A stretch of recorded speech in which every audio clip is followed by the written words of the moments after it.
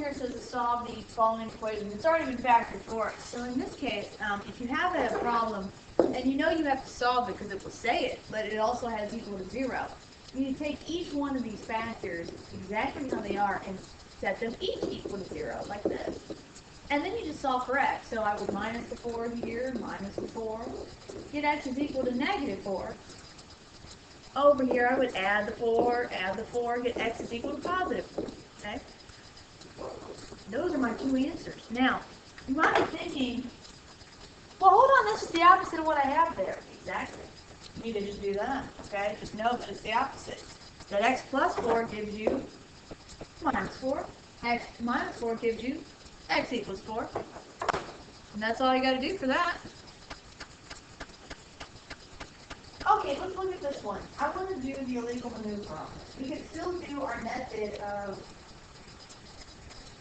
trying to do some trial and error as well. But, let's start out with the illegal maneuver, then we'll do trial and error, okay?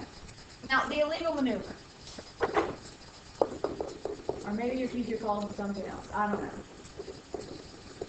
And, oh, God, I'm probably spelling that totally wrong. I don't know.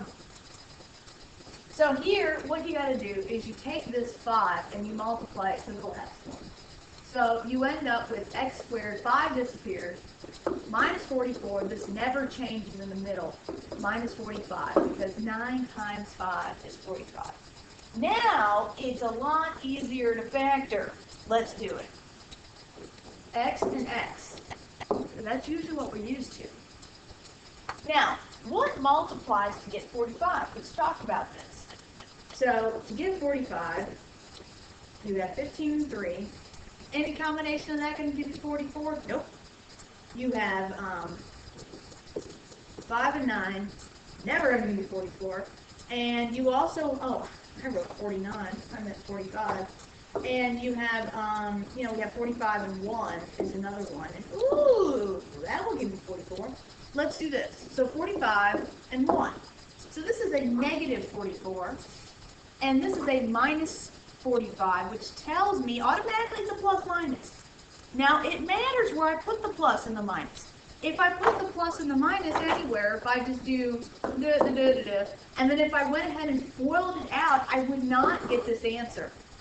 So that's a negative 44, which means that if I'm adding or subtracting here, that would tell me that my 45, my bigger number, needs to be negative, because that's a negative, and this is a plus. Now, I'm back to this, but I'm not 100% done with the illegal maneuver, okay? Because part of it is, hey, I had this 5x squared. Where is it here? I need to have a 5 in one of those spots. So your next step is, once we've done the easy way to factor, is to divide these numbers over here by 5. Now, the 45, 5 goes into 45 9 times. Whatever your remainder is, the 9, whatever your remainder is, x, you just do it. It's 9. 45 divided by 5 is 9. Boom, haven't changed a thing. Now over here, can I do this? No, I'm going to get a fraction. So that sticks out in front. Goes in front of the x. So I don't divide by the 1 in this case. That 5 just pops out in front. And that's it. That's the answer, is 5x plus 1 times x minus 9. Now, doing this trial and error, we can still get the same answer. Okay? So I'm actually going to extend the page down a little bit. I'm going to rewrite out the problem.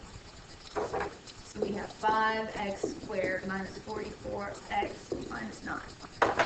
So by trial and error method, you're looking at this, and we talked about how do we get 9. Well, 9, you have two options, 3 and 3, and 9 and 1. We already know it's 9 and 1, but our first bet would always be to try 3 and 3. How do we get 5? 5 and 1. So 5x and x, 3 and 3, crisscross, and I get 3x and 15. I'm never going to get 44. Not that one. And so then I do 5x and x, and I do 9 and 1 in this position. I crisscross, and I get 5x and 9x. Well, that's not going to give me 44.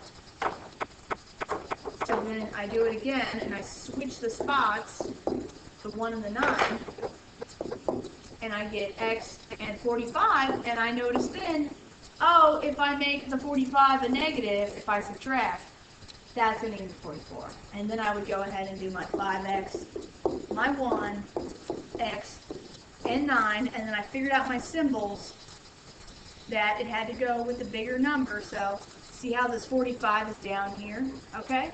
That's from 5 and 9, so it needs to go with the 9, okay? And then the plus needs to go with the 1. And then notice, exactly what I have up there. There's two ways to do it. It's whatever you find easier, it's whatever your teacher taught you in class.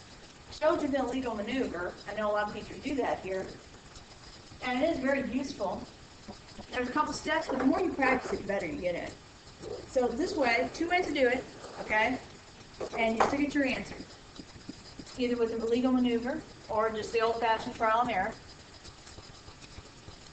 All right, we have some more factoring coming our way. Now right here it says trial and error. And in this case, notice there's nothing in front of x squared, so I don't even have to use the illegal maneuver. I have to do trial and error.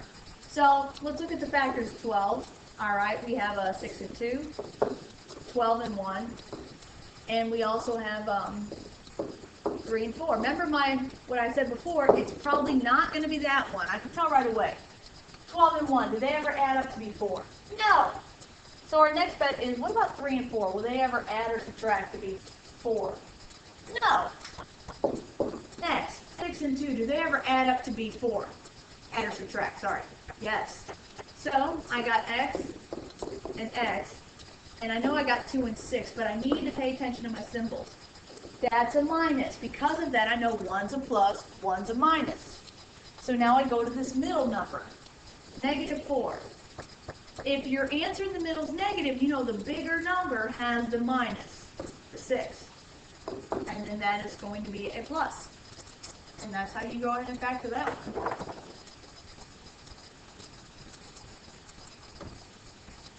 Alright, so this one asks us to solve, and got to factor first. So I'm looking at this, how do I get 64? Well, there's a lot of ways, but first thing that rings to mind in my head is 8 and 8. Is 8 and 8 give me 16 when I'm adding? Yeah. So, make this x, make this x, make this 8, make this 8. And notice this is a plus, this is a minus, which I said is the case of the minus minus is equal to 0. Now I see it's the same thing.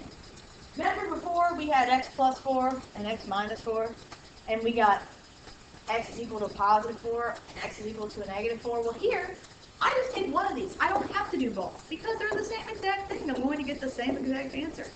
So x is equal to 8. I'm only going to get one answer here because these are identical. So I just need one. If they're even a little different, even if it was a plus, two different answers. But if they're 100% the same, and if they're 100% the same, then you know that you're just going to get one answer. Okay, let's go ahead and do this one.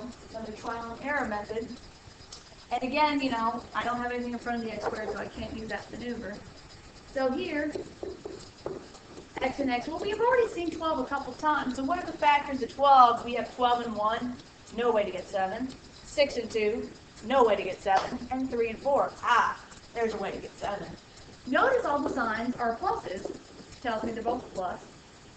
And it's got to be 3 and 4. And that does add up to get 7. If you're ever lost, if you're ever like, I don't understand, if I did this right, go ahead and refoil this out and see if you get this. If you get that, you did it right. So this would be x squared plus 4x plus 3x plus 12.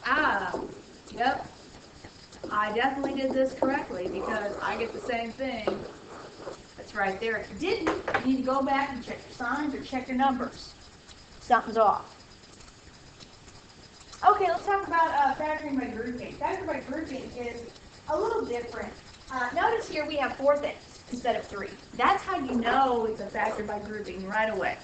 And with factor by grouping, you hopefully get 2 things that have something in common next to each other. What do I mean? Like these 2 have stuff in common, and these 2 have stuff in common that I'm going to factor out. So if it happens correctly, I should get the same thing. We'll see how that works. So I'm going to rewrite this.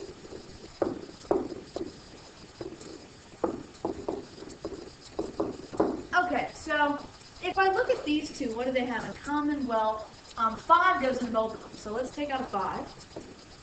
And I noticed that there's a b cubed and a b squared. So the biggest b that they have in common is b squared. So I take out a b squared. And now it's kind of like dividing. How many times did 5b squared go into 20b cubed? Well, I have a 4 left over. 4 times 5 is 20. And I have an extra b. I do the same thing for the 35. So 5 goes into 35 7 times. My b squared is canceled. So that's it. Notice this looks really a lot like the second thing. Except the second thing is a minus. So they're not 100% the same. They have to be 100% identical. Just like identical twins. So I can't have the minus. So what do? If you have both things be a minus, take out a minus 1. This changes the signs. I get 4b plus 7. It switches the signs on both of these. Now they're identical. At this point, if you get the same exact thing, you know you did it correctly. So at this point, I can go ahead and take my 4b plus 7, put it in the front, and now I only have one. Just one of them. I don't have 2 anymore. I'm just saying that so you don't think that there's, 2 hiding somewhere.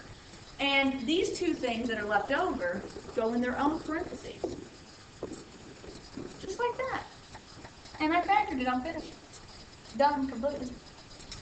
And that's how you do the factor by group. Here's another one, so I know these can be a little tricky. Most of the time, they're kind of like this, but we'll see another one in a second.